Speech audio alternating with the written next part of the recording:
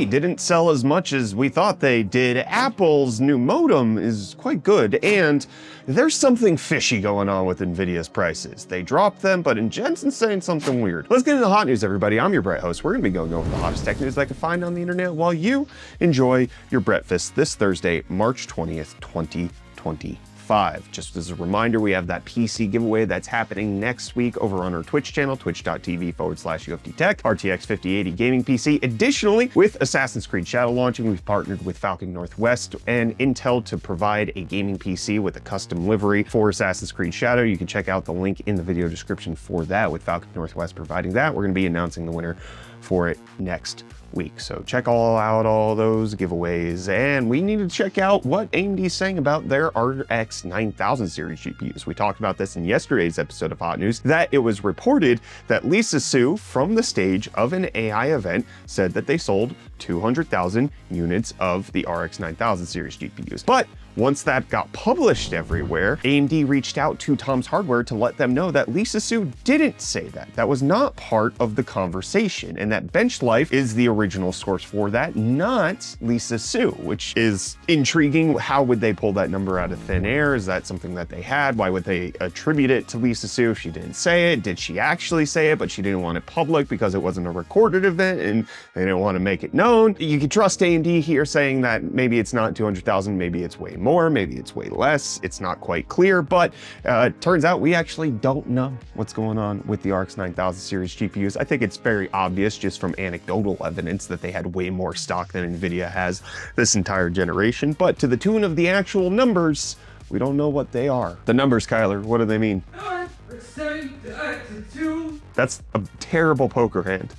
That's his hand. And while we don't know how many RX 9000 series GPUs have gotten sold, we know how many gaming handhelds have sold on the PC with the Steam Deck and the ROG Ally. It's been a lot, which is why you should check out today's video sponsor. Handhelds have come a long way in the past few years, to the point that now you're basically just holding a tiny gaming laptop up to your face. And as cool as handhelds are, sometimes you don't want to be hand-holding. That's where today's sponsor, Ivanki, comes in. Ivanki is taking docks to a whole new level with their RGB lighting gaming dock, allowing gamers to have the option to choose between a handheld or desktop gaming experience, all without spending desktop PC kind of cash. This impressive dock features an unmatched 14-in-1 connection capability, 4K 120Hz display potential, and customizable RGB for an immersive and atmospheric experience. Ivanki's RGB gaming dock does not shy away from providing I/O on par with some PC motherboards, featuring HDMI 2.1, USB-C, SD and TF card slots, and even Ethernet, so you should have plenty of options to set up your desired peripherals. Once you get everything plugged in, you can really set the mood and make this portable gaming station feel like yours by getting your RGB right where you want it. Simply press to turn on and off, long press to change modes, and short press to cycle colors. This dock also features an adjustable stand to allow for a variety of viewing angles for your device,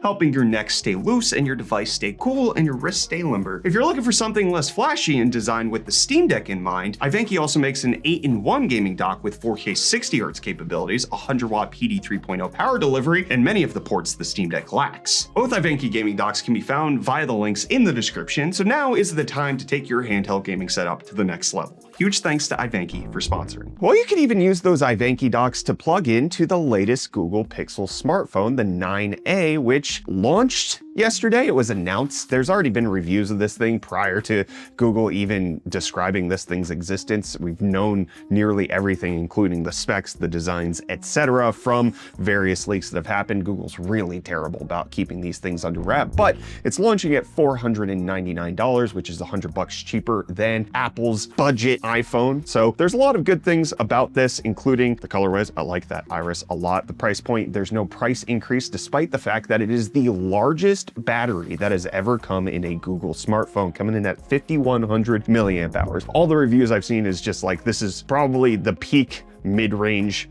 phone that you can get at $499 with everything that it delivers with its Tensor G4 chip.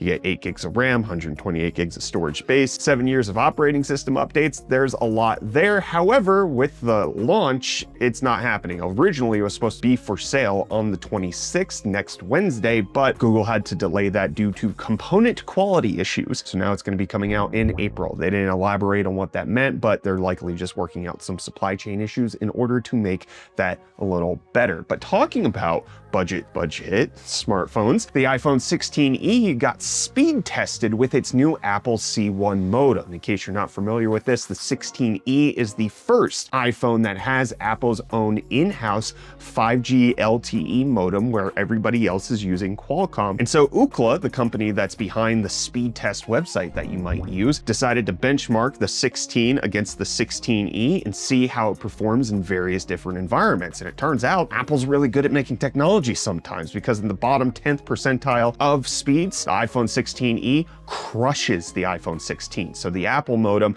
being about 60+% faster than the Qualcomm modem in that instance. When it comes to median performance, just kind of average, they're about the same, with the 16e getting a slight advantage. However, when it comes to peak, the highest 90th percentile speeds, the 16e falls behind. However, that can just be easily attributed to the fact that it does not have millimeter wave technology, which is the fast 5G tech that allows you to get the insane multi-gigabit speeds. The 16e doesn't have that, so it can't go that fast, but the 16 can, so it loses about 25% performance at the top end. So it's a lot better in the low end, it's a little bit worse in the top end, but slightly better in the mid-range. However, it also does depend on which carrier you're using in the US, with the C1 being better on AT&T and Verizon, but losing on T-Mobile when it comes to median speeds, and also upload speeds were definitely faster on the 16e versus the 16. So it's a weird mixed bag, but when you combine that with the efficiency improvements that give the 16e a much better battery life, once potentially the 17 or the 18 have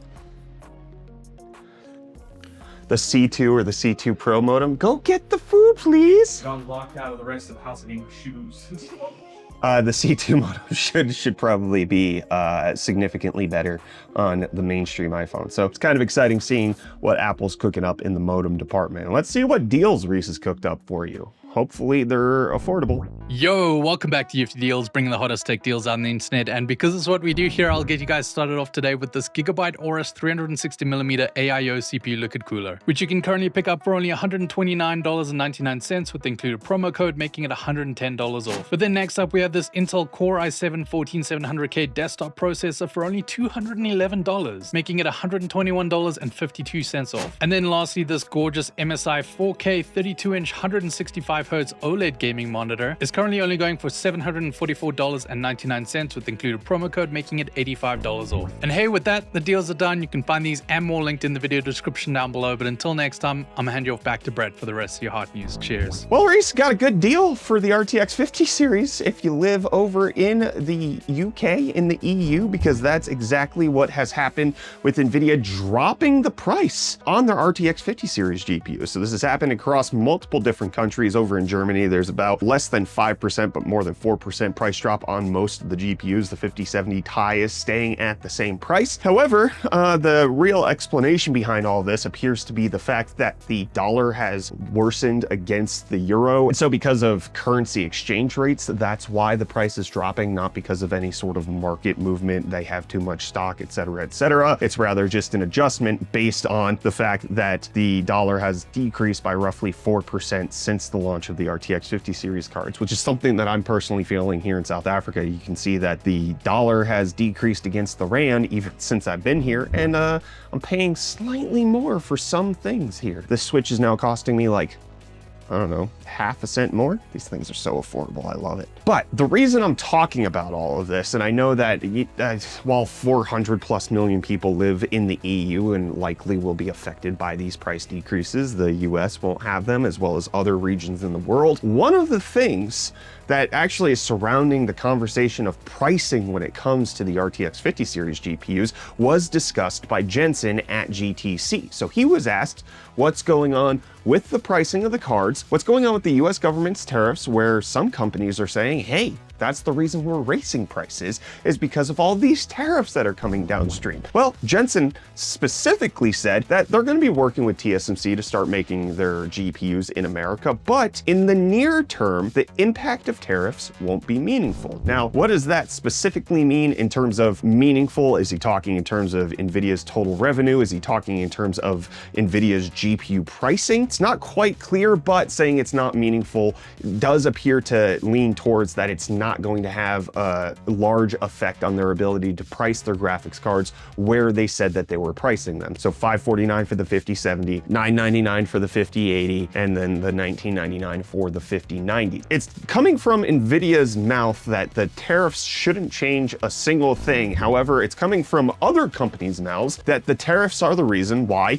just 2 days ago, we're having the 5090 get a $460 price increase of 20%, as well as them increasing the MSRP of their AMD GPUs, both Nvidia and AMD increasing. And even though they haven't really publicly come out and said this, they have privately said, various different GPU companies, that the reason they're doing this is because of the tariff. So you have one side saying they're not meaningful. You're having the other side saying that they're so meaningful, they have to raise the prices by 20+% for a 10% tariff. So there's some discontinuity going on there. Prices are dropping in the EU. It's not quite clear what's going on, but Jensen obviously doesn't care because he said their GPUs are expensive, but they make you money with AI, so who cares? But you know what I care about? What you guys have to say in the comments. So let's take a look at what you said in yesterday's episode of Hot News. We got a Morio saying Core 2 Duo. Now that's a name I haven't heard in a while. Pepperidge Farm remembers. And there were plenty of other comments being like, I hope Intel doesn't have the same lawyers that Nintendo does, because they're not going to be able to use that name. I don't know how true that is, what the trademark situation is. Additionally, I want to look at Garfrock Bread Troll,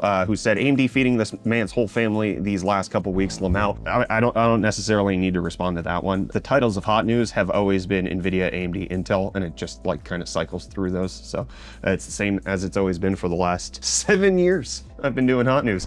But the comment I want to respond to is the one below that, saying, I'm kind of curious because I never actually saw what happened after NZXT drama. Did he just switch partners? This has come up quite a few times, comes up a lot in the shorts. Kyler wrote the short on the NZXT pre-built thing. You also starred in it. You filmed that one completely. You know what he said in that video? He said it was predatory. We called it predatory from the beginning. We were never sponsored by NZXT for their pre-built stuff. We were sponsored by NZXT previously for like their coolers and I think a power supply at one time, which no regrets about that, but no ongoing partnership for the pre-built program. The person you're thinking of is not me. It's the other guy who lives in Pittsburgh who has a tech YouTube channel and looks like me, and he's also publicly retracted and come out and said that he's not going to be partnering with them anymore and has addressed this. But stop confusing us. We look like the same guy, but he's way bigger than me. He's way more jacked. And then we got Chrono X Shadow saying, I usually just watch the shorts. Didn't know the bro went back to South Africa already. That's pretty cool. Hopefully it's a smooth transition for his son. We're just visiting. We're just here for a little bit. We're going back to America soon. So anybody who's getting hopeful that I'm staying here right now,